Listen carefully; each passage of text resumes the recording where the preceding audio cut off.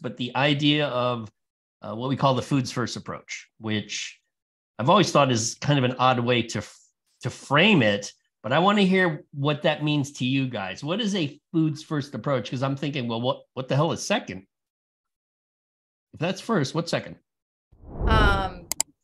Do you want my interpretation of it, or do you want the interpretation of the academy? Actually, academy and then you. So I think that, and I probably should preface that I'm not speaking on behalf of the academy. I'm just speaking in terms of like what we were taught, because I don't want them to come like yelling at me or anything like that. But that'd be funny.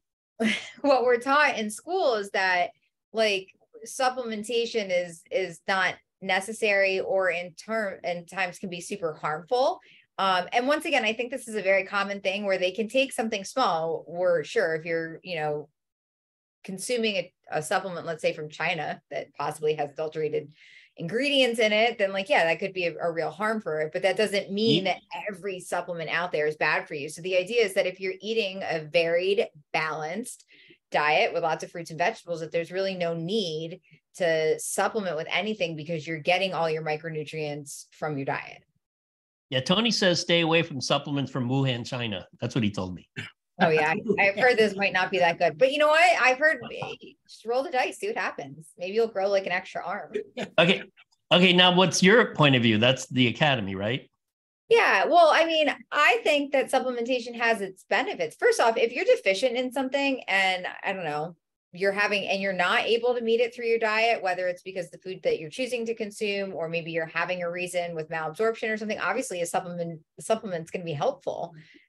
In terms of sports, there are certain supplements that we know, like we can use creatine as the example. I think, 2 pounds of chicken a day to get the therapeutic dose of creatine. I'm not going to eat 2 pounds of raw chicken a day. It's not happening. Like, I hope you don't eat any pounds of raw chicken, Cassie. Yeah, that's true.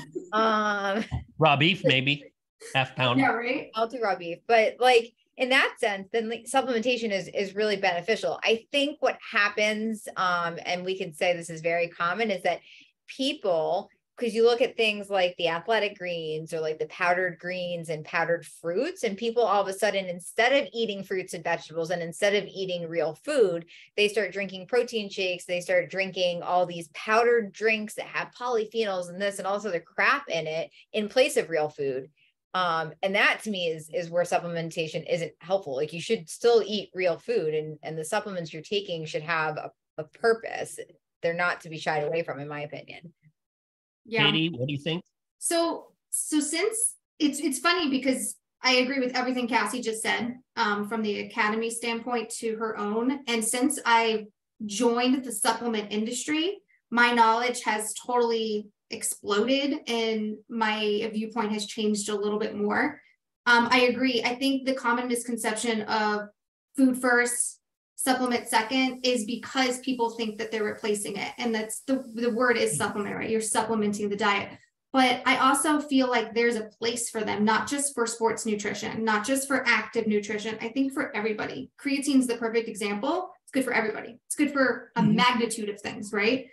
But also, there's some really cool, innovative supplements on the market that are good for so many different things that you can tack on for people who, just want to perform better or be better, especially in the cognitive space. I mean, people in their 30s and 40s and above could really benefit from things other than fish oils, other than polyphenols. There's just some really interesting research going on with supplements.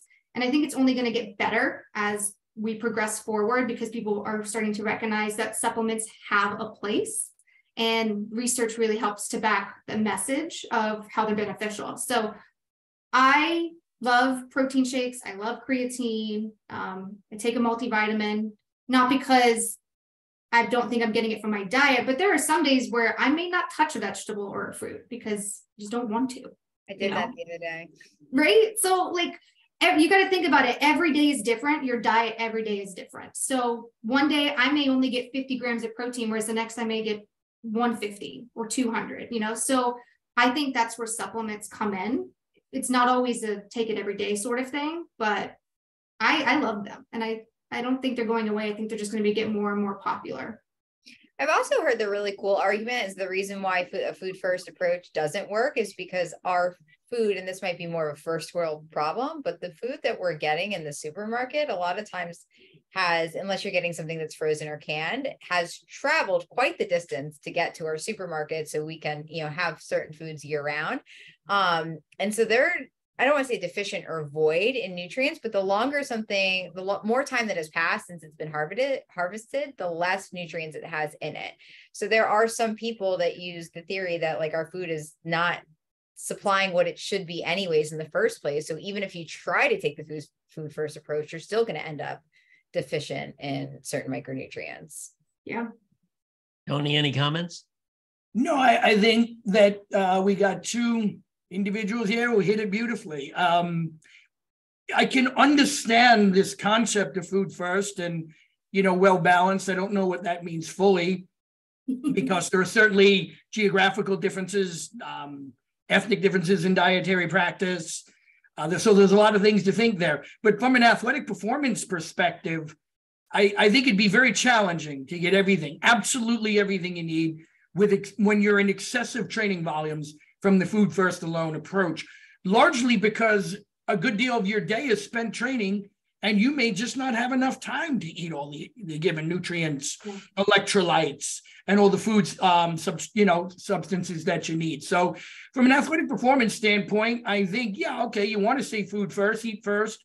It probably provides the platform for those supplementations to actually be even more efficacious because there are things we haven't even identified in some of these foods that may be necessary for a given supplement to work, to full potential.